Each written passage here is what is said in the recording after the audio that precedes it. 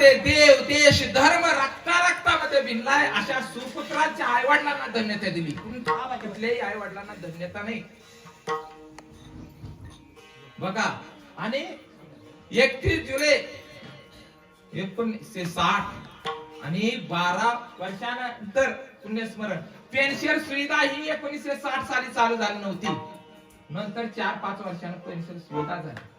आस्ती कपडे सुद्धा येत नव्हते. आमचं फादर वारलं त्यावेळी फक्त काय आले होते, आस्ती आले होते आणि कपडे आले होते. म्हणजे 96 ला बदल झाला आणि 2000 मुलायम सिंग यादव यांनी निर्णय घेतल्यामुळं आर्मी मध्ये कोणीही व्यक्ती शहीद झाला तर त्या शहीद व्यक्तीचं गावी बॉडी पोहोचवण्यात आणि अंत्यसंस्कार हे शासकीय म्हणजे पोलीस असतील आणि आर्मी असेल असं अंत्यसंस्कार मान सन्मान दिला जायला सुरुवात झाली 2000 पासून.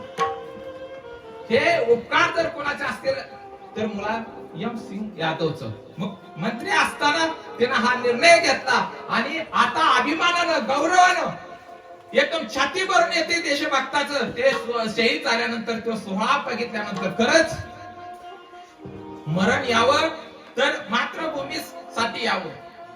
कारण जगाच्या कल्याणे संतांच्या विभूतीत.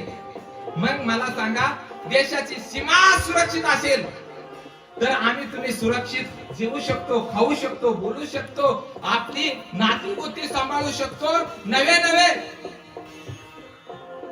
नवे हे कार्यक्रम आहेत ना, हे सुंदर चाललाय ना कार्यक्रम.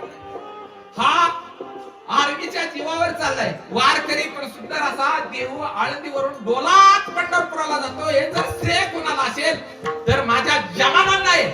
आणि या जवानांच्या पायावर मस्तक आपलं काय झालं पाहिजे, जसं वारकऱ्याच्या पायावर आपलं नतमस्तक होतं, साष्टांग दंडवत होतं, त्याप्रमाणे जवानाच्या आणि जवानाला आपल्या हृदयात घर केलं पाहिजे.